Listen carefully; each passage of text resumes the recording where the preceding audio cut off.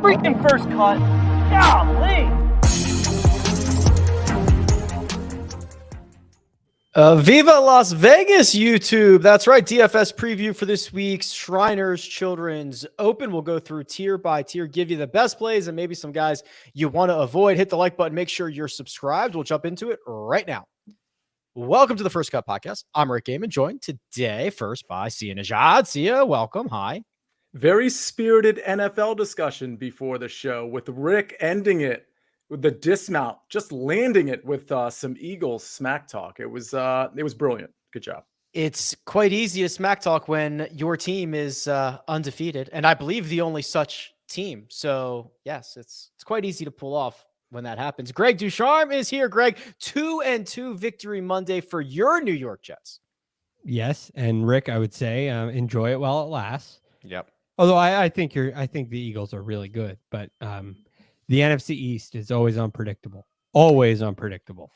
As a Philadelphia Eagles fan, Greg, I will get excited when they are parading down Broad Street and not a second prior to that. I promise you. And that's a good move. It's a good move. Yeah, I feel like the Jets have some hope, but not that this is a football show. But I was just saying I am optimistic for the first time in a long time. Not that anything's gonna come of it this year, but I feel like there's a positive direction, which is great.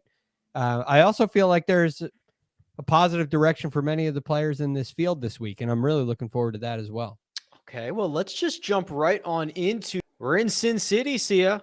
TPC Summerlin. Producer Troy, if you could share my screen, that'd be splendid. It's my website, rickrungood.com. There it is. That's the course key stats model. I know this one very well, but this is a golf course that we see often on the schedule, and it generally does not provide much resistance.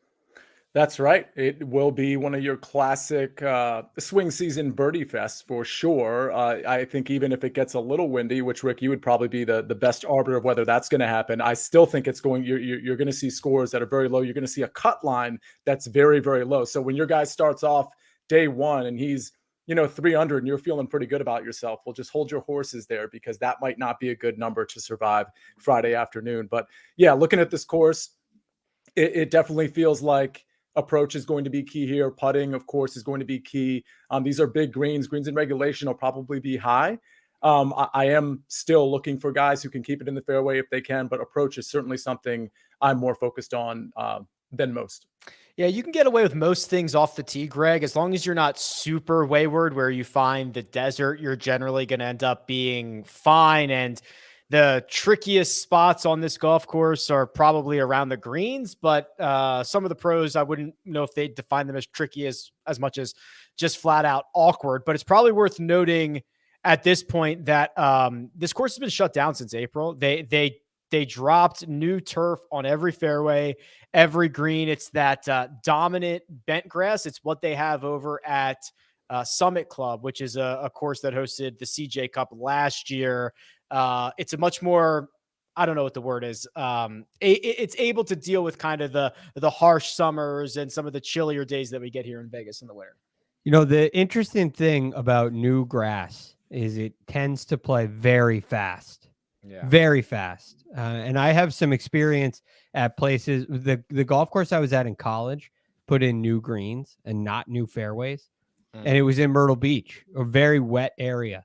But the greens were so firm all year. It made the golf course played so hard, because if you landed it literally an inch short of the green, it would plug. And if you landed it an inch onto the green, you had a hard time holding it. So it can make it very difficult. I also have some experience at a place that did all new fairways and greens, like we saw at Summerlin, like we're going to see at Summerlin this year, and everything just plays fast. So it's easier than just doing new greens and much more fair. But my expectation is you're going to see a really firm and fast golf course. The tendency is with new grass to be very bouncy.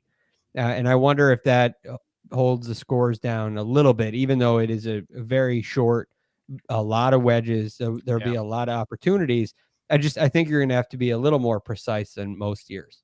Yeah, we saw, I cannot remember where it was, and I think it was last year or the year before, where they had redone like 6 greens, and those 6 were trampolines, and the other 12 were like the regular normal greens that they had existing there, and it did make a difference. Greg also kind of notes the length of this golf course. It's 6,200 on the scorecard. We're at 2,000 feet of altitude. It's not going to play like that. It's going to be driver wedge for most of these golfers. That's right. I think you might have said 6,200, but 7,200 and some change yards. But yeah, absolutely. It's going to play shorter than that, which again, this is one of those places that's going to keep everybody in play. Your Ryan Armours of the world, as we've seen at this tournament in the past, are absolutely in play. So again, either way you slice it, long hitters, bombers, shorter hitters, they all qualify for our DFS lineups. Yeah, and I would say, just to add one thing, sometimes you're only talking about 4 holes on this golf course that are over 4 par 4s that are over 450. So even for the bombers, sometimes on new grass, when you get that 70-yard shot, it's not necessarily an advantage. The spin advantage that you have can be wiped away. And so I think even more so this year, it opens it up to short hitters and long hitters. Even though we've seen that in the past, it's pretty open to any length player. Even more so this week, I think it will be. And Greg, what you're referring to is a situation where these professional golfers get 70, 80 yards. It's not a full shot. They're not able to get as much spin on it. And when you have a firmer, faster golf course that you are not able to get as much spin on, it's harder to control your ball. That's what you're referring to here. Yeah. Well, the way they play these kind of distance wedge shots, I guess you could call them, is they flight them really low with a lot of spin. But spin's an interesting thing. You're talking about what's the actual stopping power of a shot. And typically you see that hop forward and stop, and sometimes maybe they even come back a little bit. But in this case, when you have that low trajectory with a lot of spin, the first hop is going to be a lot bigger and a lot harder to judge. So you'll see some situations, this is my guess with my experience on new grass, where that first hop is really big and it doesn't allow you to access front hole locations. Where if you're coming in from 120 yards, 110 yards, and it's coming in from a little higher trajectory, it's a little softer in the landing. And I do think you're still going to get a pretty big bounce. But I guess the long and short of it is front hole locations are going to be really hard to access, no matter what distance you're coming from. So I think it takes away a little of the advantage of the longest hitters. Greg referred to the par 4, so we might as well cover the 3s and the 5s here. See, it's a par 71, so there's only 3 par 5s. The 3s will provide some resistance. 196, 197, 239 on the scorecard, and then 14's the shorter one. That's 168, but those 5s are just like, you better get them, because if you're not making birdie, if you're not having a run at these things, if you're playing the 5s at even par for the week, you're losing a ton of ground on the field. Yeah, and if memory serves, the eagle rate on a couple of those par 5s is relatively high relative to most courses. So yeah, you definitely have to. But then again, that lends itself to the misconception that like, oh, I have to have a bomber for those holes, and I just don't think that's the case. So if you have a bomber, that's great for those par 5s, but I think they're very gettable for the shorter hitters as well, or for the relatively short hitters as well. All right. Let us turn our attention to this field. We'll go pricing tier by pricing tier and figure out what we can find. But first, we're going to take a quick break and hear a word from our partners. And we're back. Here's the cheat sheet. So we've got 3 golfers alone in that $10,000 range. Patrick Cantlay leads the way, 11,100. Max Homa, 10,600. Sung Jae Im, 10,400. Greg, Patrick Cantlay has elite course history. Sung Jae Im, our defending champion, and very, very good course history. And then Max Homa, who just coughs it up every time he comes to Summerlin. Yeah, it's kind of a tough range to parse through, even though there's only 3 players. And Max Homa's probably the guy that I'm leaving out, only because of the course history. I know he's been playing great golf and on a great run, but the record here is, let's just say, to be nice, weak. And that's being very nice. It has not been a great golf course for him. And it's completely opposite for both Sung Jae Im and Patrick Cantlay. So now you're dealing with, it's very easy to kind of weed out Max Homa. There's a reason for it. Even though he's been playing great, it's not easy to do, but there's a clear-cut reason. You start talking about Patrick Cantlay and Sungjae Im, and I think that decision gets very, very difficult. Okay, let me play devil's advocate here, Greg. Let me bounce this right back to you here because you're referring to the Max Homa course history, and it's very bad. The last he played in 2020, 2019, 2018, missed the cut in all three of those. He played in 2014, which was probably as an amateur, right? 2014 and 2013, missed the cut in 14, finished T30 in 2013. So it's 4 consecutive missed cuts. Okay. Yeah. The argument would be that the 2020 version of Max Homa, the last time he stepped on the course at TPC Summerlin, is nowhere near the golfer that he is now, right? So if you look at the stats, he was like he was gaining 0.3 strokes per round in 2020. In 2022, he tripled that. And so far this season, he has played one PGA Tour event and he won that. Is there any credence to Max just being way better now? Yes, absolutely. And that's why he's the second highest priced player in this field, coming off of 4 straight missed cuts here. Right? There's no question about it. He is deserving of that price point. And the game has been improved. I mean, you noted it in strokes gained total. It's been improved in every area. Short game has improved. His putting has improved and gotten much more consistent. So those are reasons to like Max Homa. But when you're comparing him to Cantlay and Im, who also have been playing some really good golf of late, just like Homa, and also have great course history here, I think it's a way to help you decipher who you're going to choose here. And it's not a great way. I'm not saying Max Homa is going to miss a 5th straight cut in a row. But it puts him 3rd on my list in this 10K range. A stark contrast, Sia, when you start comparing it to Patrick Cantlay, who literally has elite course history. There is nobody, whether they're in this field or not, who has played as many rounds at TPC Summerlin as Patrick Cantlay has with the results that he has. It's a win, it's 2 runner-up finishes, and it's a tie for 8th. Now, all of that coming in 2020 or before. He did not play this event last year. And then Sungjae Im, obviously our defending champion, that was the culmination of a buildup of really good results. So he's played here 3 times, T15, T13, then he cashed the win. So it is way different for 2 of the guys in the 10K range when it comes to course history. Totally agree. And that's why, obviously, Cantlay and Sungjae are going to be way more popular than Max Homa. So I think that's something you need to keep in mind. It's really hard to get away from either Sungjae or Patrick Cantlay's course history here. And for the record, the recent history as well, especially in Sungjae's case with his very recent history. So, yeah, I mean, I think it's pretty obvious that Cantlay is probably the best play in this limited range, and that Sungjae's 2nd and Homa's 3rd in terms of outlook. But in terms of like the game theory side of it, I wonder how far below Max Homa is going to be, not just from those 2, but when we get to the 9K range from Aaron Wise and Tom Kim, who I know are going to be popular as well. I wonder if Max Homa is going to be the least popular among the 5 of them. And if that's the case, I'm certainly more inclined to play Max Homa rather than, or at least I'm inclined to play Max Homa with one of those guys rather than just avoiding him altogether.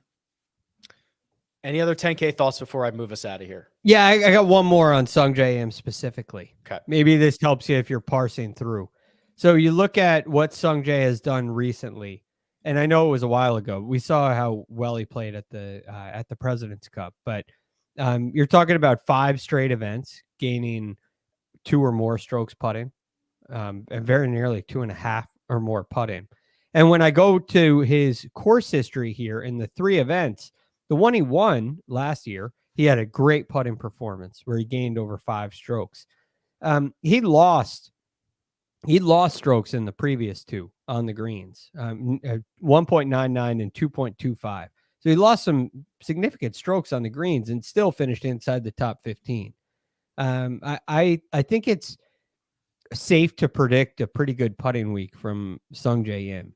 And if he hits the ball anything like he A, normally does, and B, tends to do here, I think you're going to see a guy right up near the top of the leaderboard. So I'm probably a little more partial to Sungjae because I think he'll get less ownership than Cantlay.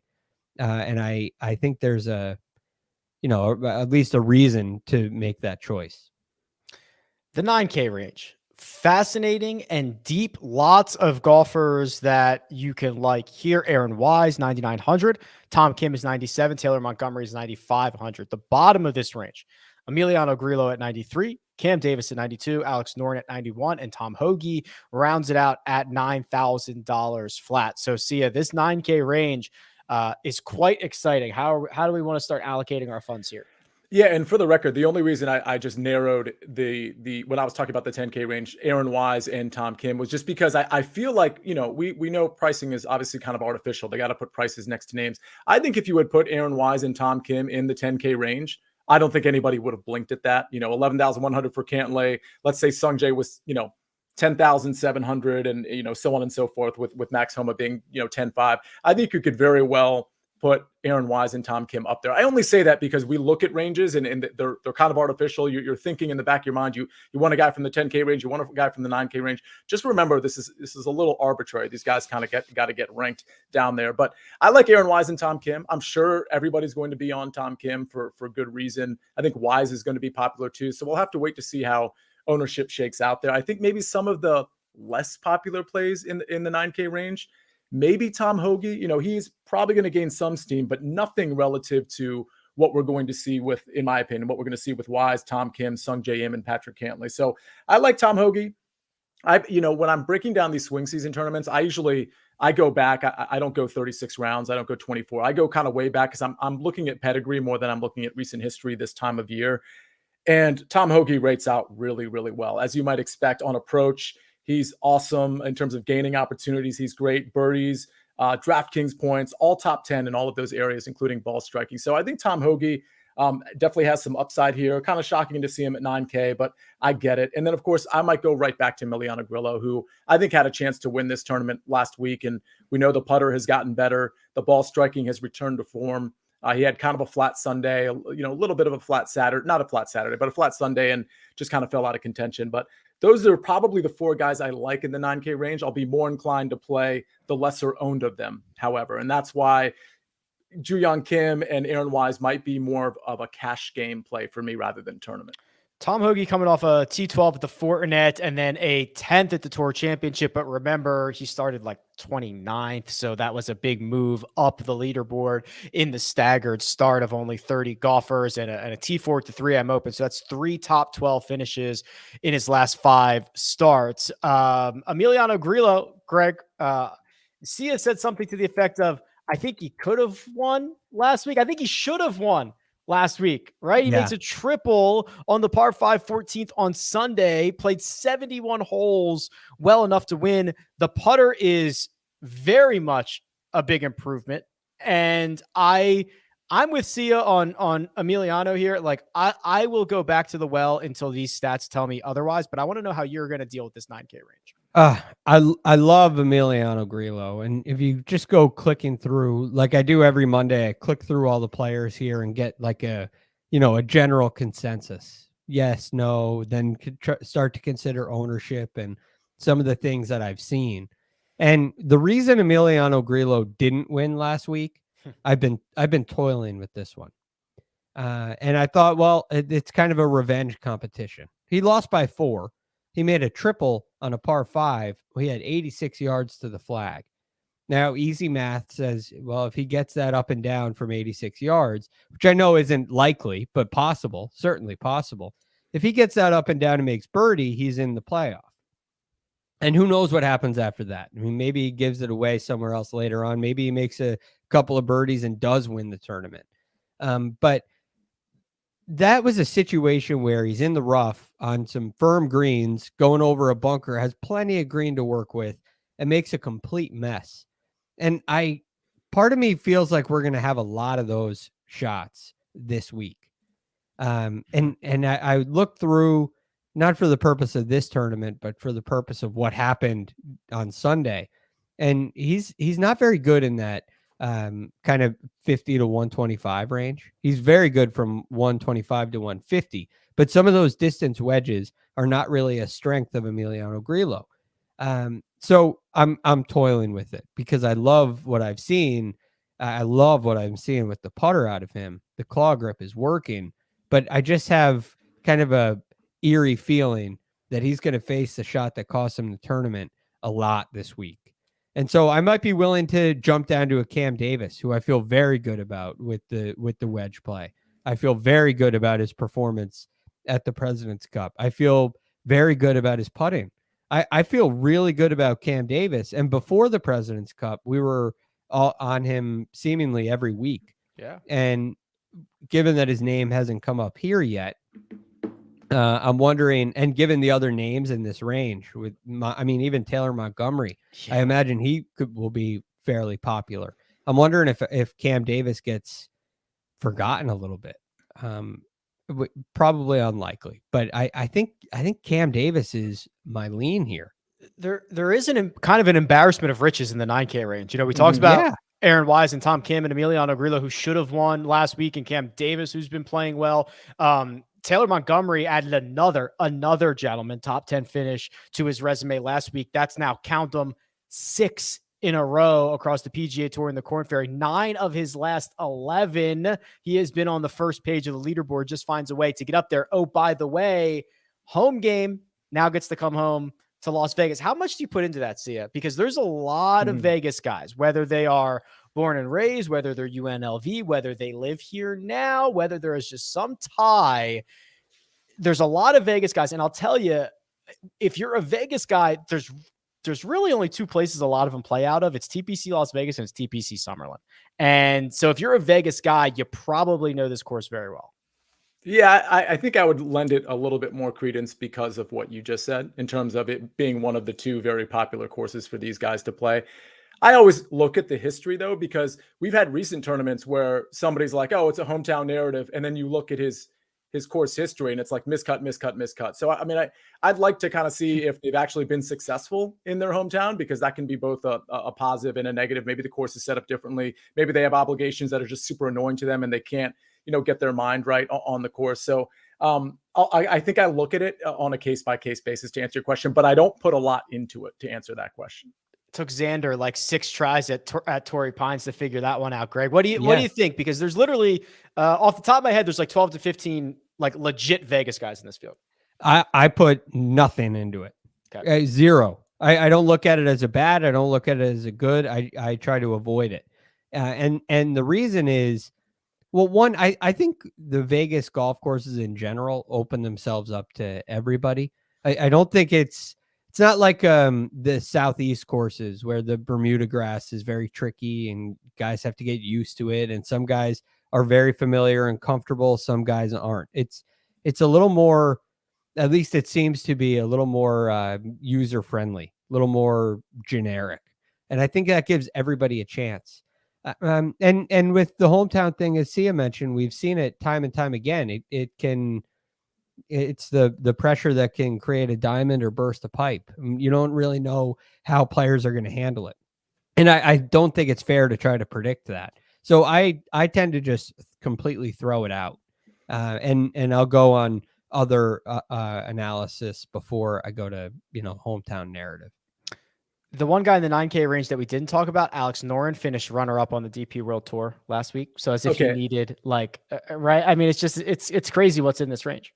I literally just raised my hand if anybody's watching on YouTube, because I was going to mention Alex Noren. And yes, the DP World Tour thing is important, but as he sort of stacks up against these other 9K guys, he's got to be the least popular in this range, in the 9K range. And it just, that drew my attention, because I think Greg's right. I think Cameron Davis might get a little forgotten because people are going to want to play Wise and Tom Kim, somebody upstairs like a Cantlay or a Sung Jae. They're going to want to play Taylor Montgomery, maybe Emiliano Grillo, maybe Tom Hoagie. I think Cameron Davis gets edged out here, but not as much as Alex Noren. And especially because Alex Noren, A, doesn't have history here, and B, if you look at his recent history, it's pretty awful. And it's funny because it reminds me, from a recent history standpoint, I was going to bring up, I swear, I was going to bring up Mackenzie Hughes on the show last week. And I didn't, because he had such bad history, like coming into the tournament. And that's why during the swing season, I like to look at pedigree more than I like to look at recent history.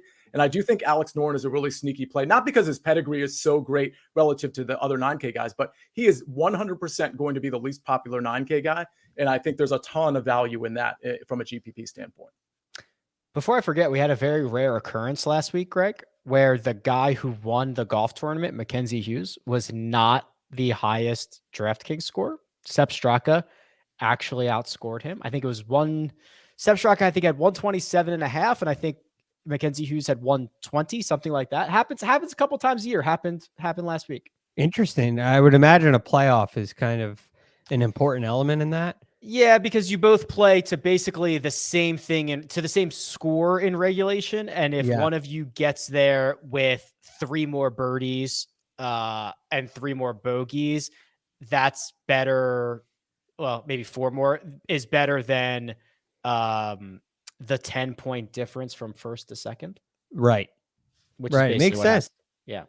Yeah. So you got to have a little bit of a birdie, which makes so much sense with Mackenzie Hughes, who's not a big time birdie maker, but scrambled his tail off last week. So yeah, interesting.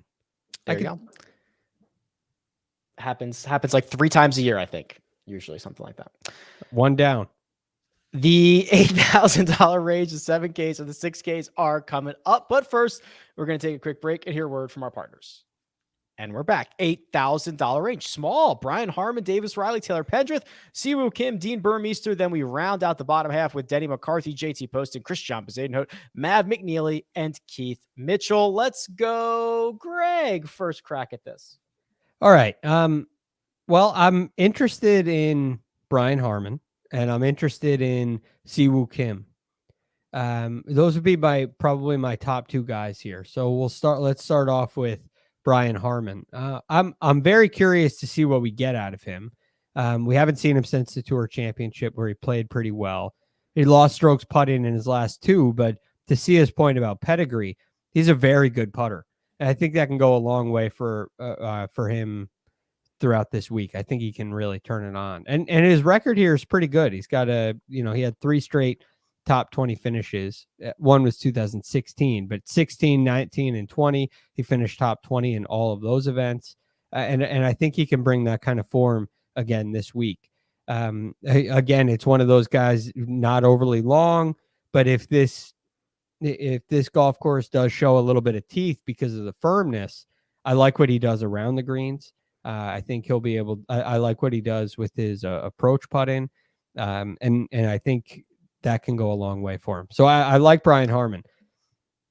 Real quick on Brian Harman before we get to Siwoo Kim. He's gained strokes putting at TPC Summerlin in 6 straight. So maybe if there's a place for him to kind of get right, find the putter, it's a place that he's had success at before. Sorry, Brian. Siwoo. I love Kim. that. Now Siwoo Kim, if you look on rickrungood.com and didn't watch the President's Cup, you see somebody who's really struggling with the putter. Yes. But I feel like he kind of fixed it. Well, do you know why, Greg? He changed putters. He went to the broomstick. So what you're seeing on rickrungood.com is 23 strokes lost with the putter in 3 starts. That's hard for me to do. That's amazing. Okay. And then what he did is he played don't quote me on this, it was a Korean Tour event or an Asian Tour event. He played something in between the BMW Championship and the President's Cup where he unveiled that broomstick, Greg. And then we saw it again at the President's Cup. And it was better than 12 on the negative side. I'll tell you that. Much better. Ends up being the leading point scorer for the international team.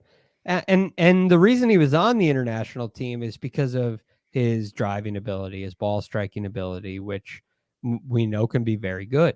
And then to add to that, so I love the putter change, Rick. I love seeing a change and seeing immediate results. Yes. I like this even more because we haven't seen the results on any of the data. There's no data to back it up. It's purely eye test. And that scales out some people who may not catch that, may not be onto it. Now, of course, they are, as have given away the secret. And we know that how much I move the markets. That is true. But here's the other thing about him. At TPC Summerlin, he has gained strokes putting in 3 of 5 starts here. And in one of them, he gained 9 strokes putting. It was only good enough for a T15. It was a bad ball striking week for Siwoo there. But I think he can get that back on the horse. I think he can hit the ball better than he has here in the past and score a little bit. So I'm looking forward to Siwoo. I think he's a really good play this week. He has used the broomstick twice to our knowledge. Once at the 38th Shinhan Donghai Open, which is an Asian Tour event that he finished T5. But Rick, he's Siwoo Kim. He shouldn't finish T5. He should win. Okay, fine. And at the President's Cup, which I guess we could say, Greg, that's like, if those are your two results, a fifth at an Asian Tour event and the top point scorer at the President's Cup in the two eye tests that we saw with the broomstick, those are about as too good of eye tests as we could ask for. Yes. And they went very well. And you don't see him throw in the putter, right? It's a good sign. He's happy with it. He's hitting good putts. And I think that's going to go a long way for him. So I'm jumping on that narrative. I'm hoping to get on it earlier than everybody else. And I think it could pay off, because again, I look at Davis Riley and Taylor Pendrith, yeah. And I wonder if they're going to soak up some of the attention away from a Siwoo Kim. As much as I loved the 9K range, the 8K is a little underwhelming. There's some interesting names here. Greg mentioned Davis Riley. I like that. The Siwoo Kim argument with the putter, I can certainly get on board with that. I'd even buy back in on JT Poston, but I'm not like super stoked about many of these guys. I'm not either, but that's where the opportunity lies in the sense of maybe fading some of these guys in the 9K range. Like, let me ask you guys this. Let's just pretend that over the last few weeks, Davis Riley and Taylor Pendrith and maybe Brian Harman played really well, and they played all the tournaments and they played really well. If we had them up in the 9K range, maybe right under Aaron Wise and Tom Kim, that wouldn't be a big deal, right? You'd be like, yeah, that makes sense. They're on a roll and they're pretty good golfers, right? Oh yeah. If they were ahead of Norin or, that wouldn't be a big deal. A lot of these guys, if they were kind of, with good recent form, not that the recent form has been bad. I'm just presenting a hypothetical here. I think from a roster construction standpoint, in tournaments, I think it makes sense to take one of those popular guys up top. Let's say it's Patrick Cantlay or let's say it's Sung J M actually, and then take two of these guys in the upper 8K range. For example, I like Brian Harman too. I like Davis Riley. I like Taylor Pendrith. And you just skip the 9K range altogether because people are going to be diving in, if not once, twice in that 9K range. I just want to present the alternate roster construction with some of these guys that A, aren't going to be as popular, and B, can kind of soak up and leverage some of the stuff that's in the 9K range that people are going to be playing. The three I like, and I just put a lineup together: Harman, Sung J M, Davis Riley, and I put Smotherman in there because he's so cheap at 6,500. But I got two of those three 8K guys. I got one of the 10K guys. I still have 7,700 left for my last two. I think Brian Harman's really smart on this course in particular. He's got good history. The putter's been bad, but we kind of solved that mystery. His putter has been good here specifically, and we know generally he can be a pretty good putter. Approach has been excellent lately. Harman is the type of name, just like Siwoo, where they kind of get more popular as the week goes. So I'm kind of curious how that's going to end up. But I like Taylor Pendrith. I like Davis Riley just for their upside. And I like Brian Harman as well because of his course history and the things I laid out. Those are the three guys in the 8K range I really like. And I'm definitely going to make some lineups that leave out a 9K guy altogether and play those guys. Since I've been pointing out the Vegas guys, Matt McNeely's here in this range. His course history, not very good. 3 missed cuts in 4 starts. So certainly not a oh, this person spends a lot of time in Vegas, they must be good at TPC Summerlin. Definitely not a blanket case. Anybody else in the 8Ks before we go on? The 7s are great, but anybody else in the 8s before we move on? It kind of brings up a general question to me because at first glance, I really liked Keith Mitchell. Excited to see him back here, but course history is really bad. I tell you why, Greg. Yeah, tell me. I don't think you get a huge benefit for being a great driver here. As long as you keep it out of the desert, you are fine. And that is Keith Mitchell's weapon. MO. And I don't think he does not have that big of an advantage off the tee here. And then it turns into the rest of his game, which it's fine, but it's not way better than everybody else like his driver is. So it's kind of not surprising that he's missed every cut that he's played here, and he's never really gained a ton off the tee. I just don't think that this magnifies his strengths. It's not impossible for him to find success, obviously, but I don't think this is the best spot for his big weapon. I love the take, Rick. I'm in. Fading Mitchell. Also, there's a chance he just like bends his putter and loses 9 strokes. But remember he did that. Yeah. He was like, "Your putter's bent, dude." He was like, "Oh crap." That's why. No, that makes a lot more sense. I thought I was going nuts here. $7,000 range. This is again exciting. It's massive. I'm not going to read them all. Thomas Dietrich, $7,900. It goes all the way down to a handful of golfers at $7,000. Callum Tarrant, Cam Champ, Davis Thompson, Grayson Sigg, amongst others. So, Sia, lots of names. Give me 2 to start with, maybe. All right, let's start with Mito Pereira, another guy who, if you look at the recent history, I don't think it's amazing. It's not the Mito of old, certainly from a ball striking and the putting's been bad. But if you go way back and you're just going on pedigree, and I know he's a relatively young golfer, but you can go back 75 rounds for this guy, and he has tremendous upside with the ball striking, with the approach game, even with the putter. So Mito is one guy that I don't think is going to be particularly popular at this point, since he's kind of let a lot of people down. So I'll give you Mito, and I'll give you 2 more names. I'll give you Adam Svensson at 7,200. Speaking of ball striking, a guy that can absolutely get hot with the ball striking.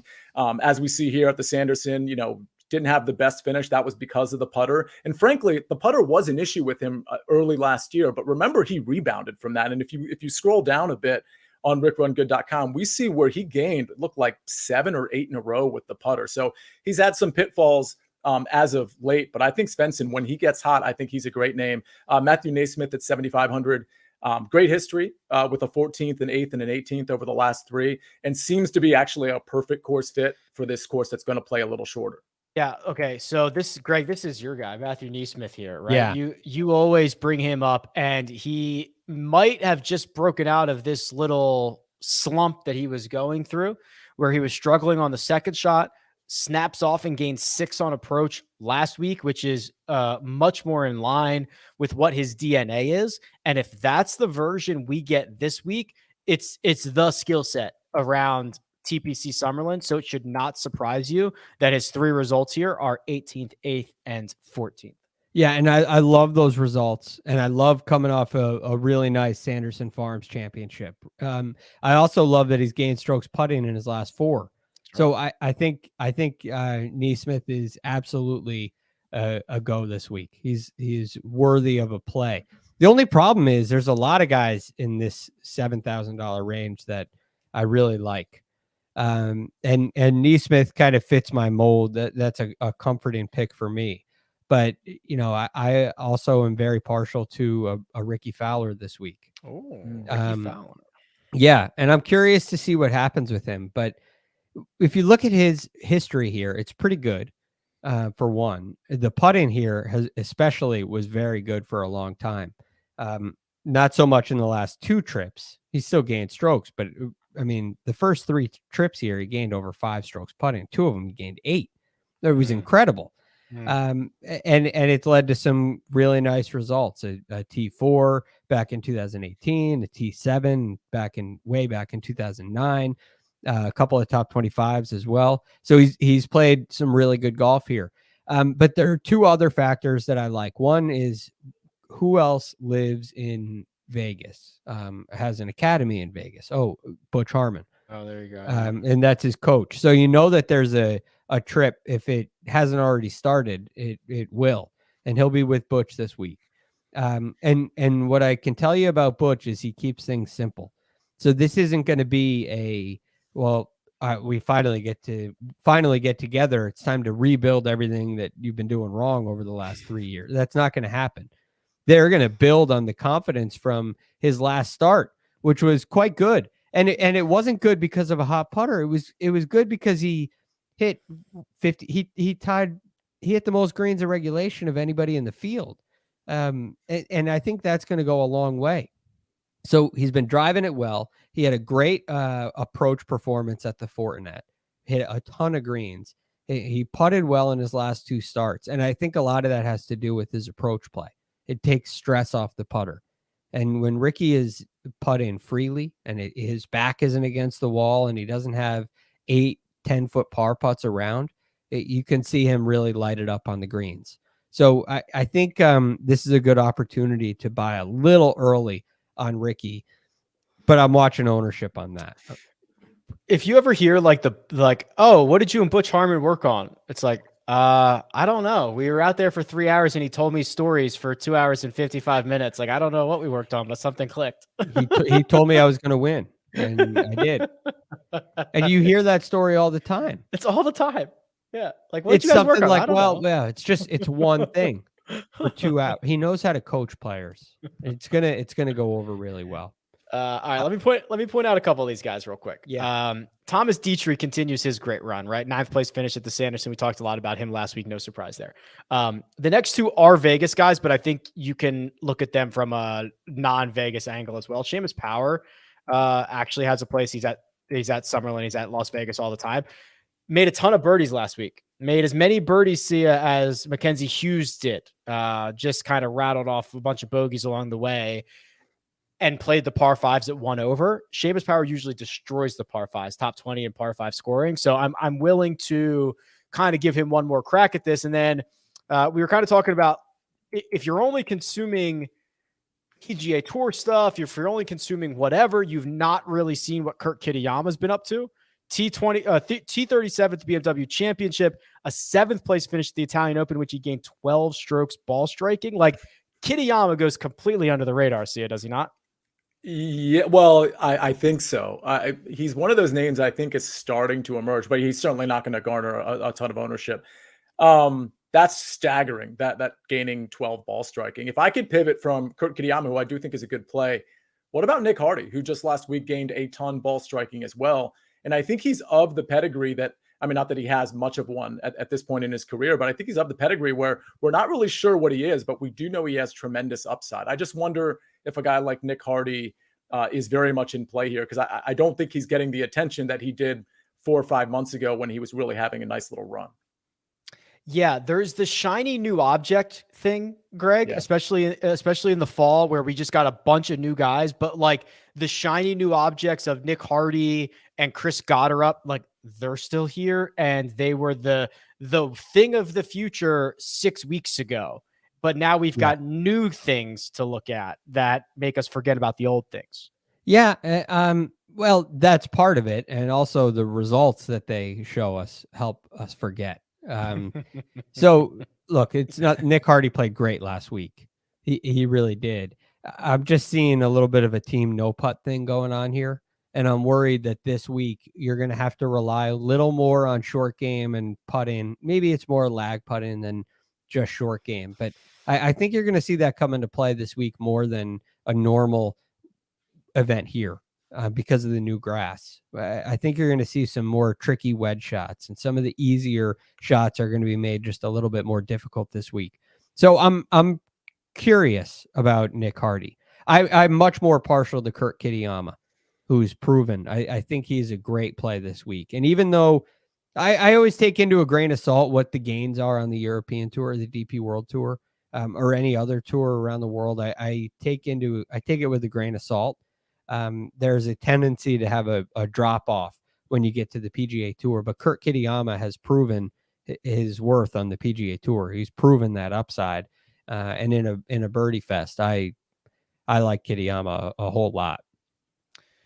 The rest of the 7K range, very quickly. SH Kim is playing very well. Will Gordon was great for 3 rounds last week. Still finished 30th. Was your first round leader, by the way. Finished 30th. Not always great, but 3 good rounds.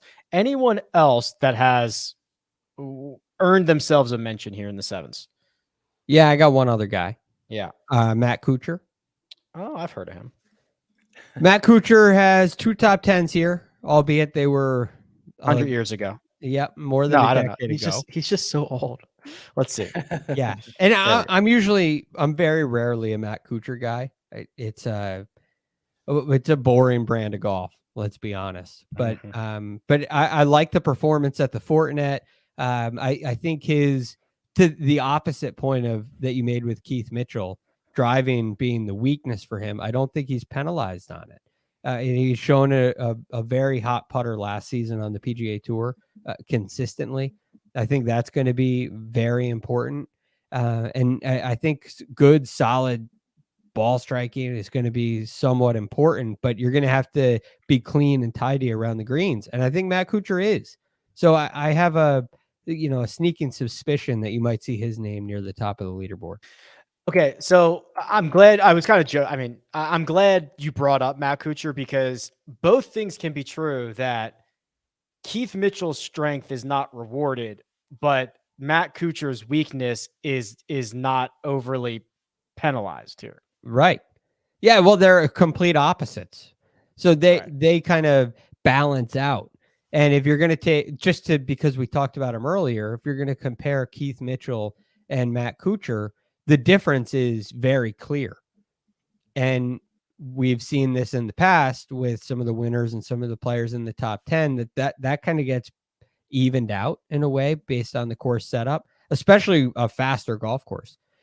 So I think now you're looking at the rest of their game from approach through putting. And if you're going to look at approach through putting, Matt Kuchar could still play with these guys. I mean, he's one of the best putters on tour last year. And I really like what I saw out of him. And I would definitely take Matt Kuchar from approach through putting over Keith Mitchell on approach through putting. And I don't think Keith Mitchell's the only one in the field where I would say that. The sixes, kind of interesting. Starts with Bo Hostler, Brendan Todd, Carl Yuan, Chesson Hadley, amongst others. The min-priced golfers this week. Oh, Jim Herman back at the min price. He was, I believe, $6,000 last week. Jason Duffner, Ryan Brem. Yeah, that seems about right. So yeah, Kyle Stanley's in the field at 6,100. Can't wait to see the stat line on that one. I mean, I genuinely can't wait. Did he win this, Greg? Has Kyle Stanley won this, or has he finished? I don't think so. So it's weird. I was doing research. He either won this event or he led the field in fairways hit. And I know they are completely two different things, but that's what I was looking at. And his name was on the top of the list. So I want to say he finished like 7th in a year that 2016. Okay. In a year that he probably led the field in fairways. He gained 3.94 strokes off the tee that year. Oof, that'll do it. Yep. All right. Sorry, see, you got me sidetracked with Kyle Stanley. Okay. What are we doing in the sixes? Speaking of sidetrack, shout out to Joel Dahman, who we talked about a decent amount last week, and who got the first cut karma bump by gaining 7 strokes ball striking, was it? Yeah, 6.96 ball striking. Really good, yeah. I mean, not a terrible play, because remember the narrative on that Greg introduced to us. I think this was you, Greg, where you said, it might have, he played so much last year, he might have just been gassed by the time we got to the end of the year. Well, you get a little bit of a break, a little renewed energy, and maybe Joel Dahman is back to his old ways. Who knows? I mean, that's certainly a good sign at the Sanderson. A few 6K guys I like, kind of going on pedigree with at least this first guy, Charlie Hoffman at 6,700. Again, this is a field that is a little watered down, a lot of young up and comers, but Hoffman's ball striking has returned at least a little bit. Oh, we see here, wow, at the Rocket Mortgage, gaining over 10 ball striking. After that, gaining 3.5, and then gaining ball striking at the Fortinet. So he did miss the cut at the Fortinet, and the putter hasn't been good, but it's the 6K range. If the putter can somehow be even for Charlie Hoffman, the ball striking looks like it's back. Chesson Hadley's another guy. I believe he missed the cut last week as well, but he has good history here. Great history here, and he's been outside of that miscut. That miscut is not off brand for him, Sia, right? Like we talked about this a couple of weeks ago. It's you're getting a top 10 or you're getting a miscut. You're not getting much in between from him. And that's exactly what you said. So we can play the volatility game last week, and we can play it this week, and hopefully we get the opposite result on the volatility spectrum. So I'll probably be going back to Chesson Hadley. I think Austin Smotherman, who played well last week at 6,500. The short game is bad. So if Greg's right, if the around the green game comes into play a little bit more than perhaps people think, that could be a problem for him. But otherwise, the ball striking has been pretty great. A couple just really low price guys. I think John Hunt at 6,400, checkered history here, but I think he's in play if you need somebody down there. James Hahn at 6,800. I don't hate if his ball striking is on, he's good to go. So the John Hunt stuff, it hasn't looked good as of late, but prior to that, he was actually on a nice little roll with the ball striking and the putting. Okay, Greg. Let's open up the 6K range and see what the heck we can do here. All right. So first of all, I'm disappointed with Carl Yuan. I expected a little more from him last week. Went on, it didn't pay off. Is that to say that 2 weeks in we're done with him? No, but I feel like I'm ready to put him on the bench. I was let down by the ball striking. More if we saw another bad putting week, I'd probably give him another go. But that wasn't the case. It was pretty ugly everywhere. So I'm worried about that. Just start off there.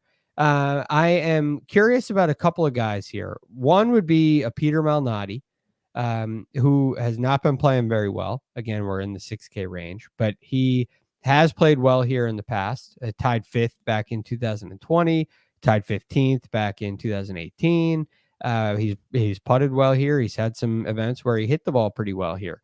This is kind of, again, the Matt Kuchar, Keith Mitchell discussion. His biggest disadvantage might get kind of a little bit limited here. So I'm very open to that. And then a couple of other guys I was interested in. Harry Hall. Harry Hall badly missed 2 cuts in his first 2 starts here. But his only start here is a tied 8th finish. And again, he putted well in these 2 missed cuts. And I'm wondering if he can, get things back on track, hit the ball a little bit better, and give us a performance like he did last year. You want to know who plays more golf at TPC Summerlin than Harry Hall? Who? Nobody. Not many. No, I don't think anybody. Okay. And shot a 60 here last year. And finished T8, a 60 not in competition, and then finished T8 in the event. I'm with you, Greg. I mean, these are about as ugly of 2 missed cuts as you could have to start your, full PGA Tour career. But if you look, I mean, it was 3 starts ago, he finished 3rd in the Korn Ferry Tour Championship, which is the deepest field that they have. He's a very good golfer going back to like the course for him. So I obviously wish he didn't play. I didn't have to look at 12 strokes gained loss from tee to green in 2 starts. Yeah, I know. The data, this is one of those things where the data says no. It says no, but it's almost not enough. Like I could attribute that to PGA Tour start nerves, and just like the hometown thing, it can go one of 2 directions. And it's not always a good one, but maybe coming home for him settles him down a little bit. But I think more importantly than that, it's a place he's familiar with, has done it here on the PGA Tour with the grandstands up, with all of that up. And I think that's, I'm hoping, again, it's a complete flyer. It's a total flyer, but I like it. And there's not a lot in this 10K range that that's not a flyer. So I'll give you one more flyer. 6K. Sure. What'd I say? 10? Yeah. That's the people know. All right. So one other 6K flyer. This is Garrick Higo. Okay. I'm glad I was going to ask you specifically, so I'm glad you brought him up. Yeah. Now, I don't like to do this very often. This is chasing. It's not a very good DraftKings DFS strategy. It's not. But I'm looking at Garrick Higo coming off a 3rd place finish last week. He's won on the PGA Tour at Congaree. We're going back there soon, by the way, which is interesting. Next week. We know the talent of this guy is way better than what we've seen. Do we know that in the past? I like Garrick Higo a lot. He's very young, and I think that. And I think he won I think it actually hurt him to win as early as he did.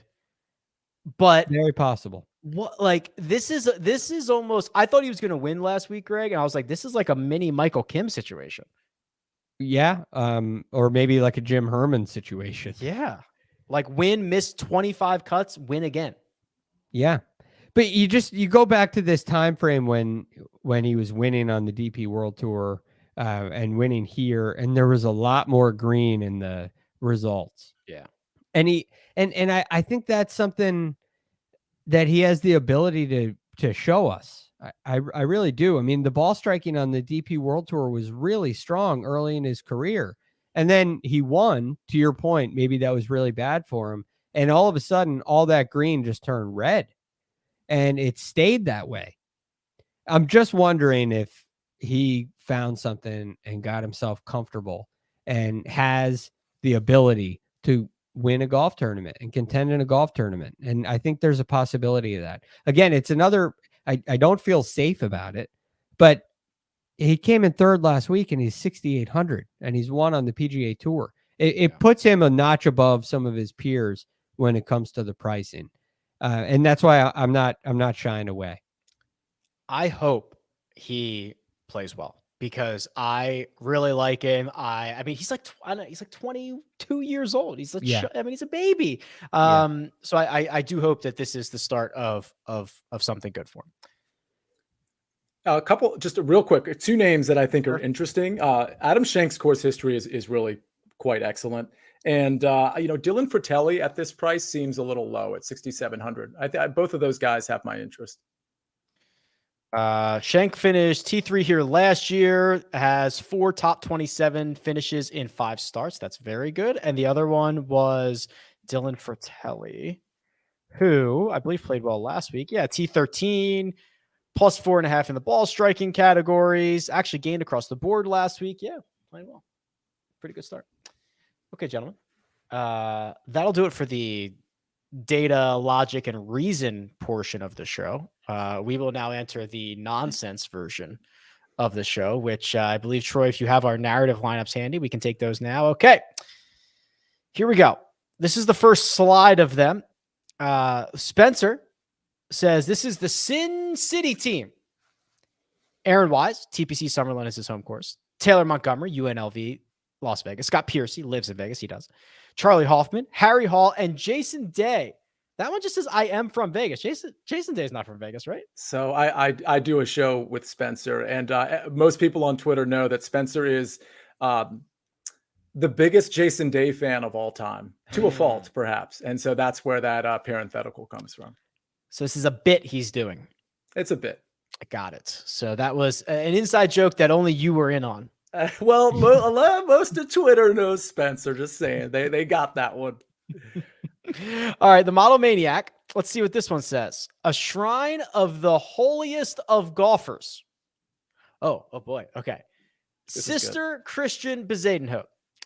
Okay. Aaron and the 3 wise men. Jimmy Walker on water. That's pretty creative.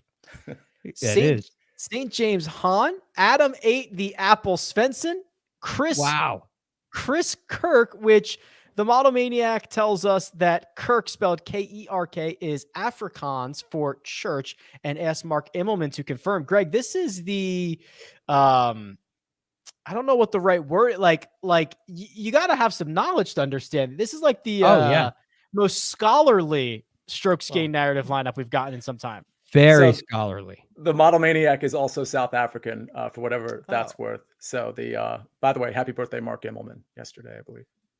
Yes. How old? I guess we know how old he is. 52. Yeah, looks pretty good for 52. Yeah, he's out there. He's out there knocking it around. It's great. Chris at benched captain. Okay. I see where he's going with this. So he says he spent most of his life in Arizona and enjoyed Las Vegas many times. So this is a gambling lineup. Cole, hammer the over. Cole, hammer in on a sponsor's exemption. Patrick, I can't lay that many points. That's pretty good. Bet the max, then go Homa, which is what Max Homa has been doing at TPC Summerlin as of late. Seamus Powerball, which is funny because you can't even play the Powerball in Nevada. You got to drive to the border. Yeah. Or DraftKings, which is really silly. Anyway. Gambling capital of the world. Gambling capital of the world. Sam Let It Rider. Oh, these are good. They're really good. Callum, you're not tearing me away from this machine. I like that. That's my favorite of the on the first page. That's very good. That's very good. All right. Second page. At Fantasy Bunker. Oh, boy. These are going to be hard to read because Ryan has already apologized in advance. These are famous Vegas hotels. Adam had Wynn. Harris English. Ryan MG Brem. It should have hit Ryan MG Brem Grand. Yeah, Grand, but that would have really hammered it home. Oh, God. How am I going to pronounce these? Okay. Carl Cosmopolitan Yuan, which is Carl Yuan, Ches Revenetian, and Emiliano Balaj Grillo. That's pretty good. I like that. John Markowski has entered the chat. He says, this is our final one, by the way. A cautionary tale to the tune of Jack and Jill. Oh, Jesus. So Zach and Will went up the hill to fetch their wayward tee shots. Zach chipped out, but Will did not because Patrick said, "You can't play that." Officials descended upon the scene to wield their Seamus power. Will took a drop, hit a dart, and asked the crowd, "Who the man now?" Patrick missed his putt and cursed himself, awaiting Will to finish. After Will tapped in, he turned to Patrick and whispered, "You keep complaining, and I'll keep putting them in."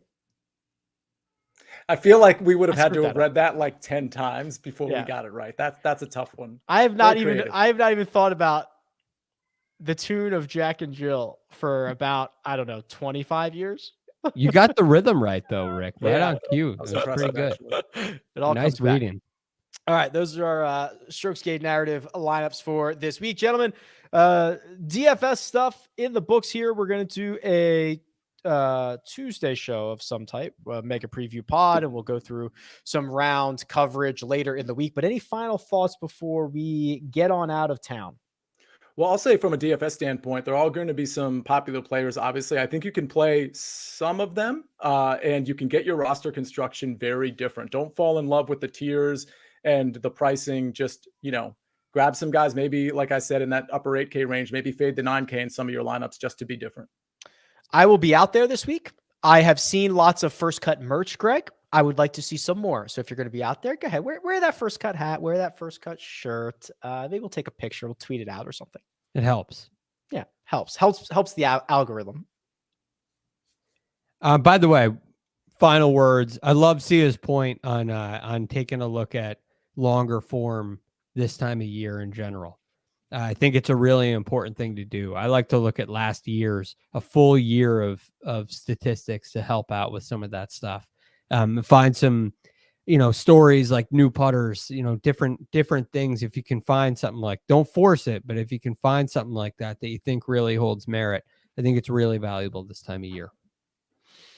That'll do it. Producer Troy doing all the hard work behind the scenes. Sia Nejad available on Twitter at Sia Nejad. Greg DuCharme can be found at The Real GFD, and you can find me at Rick Run Good. This has been The First Cut. We'll catch you next time.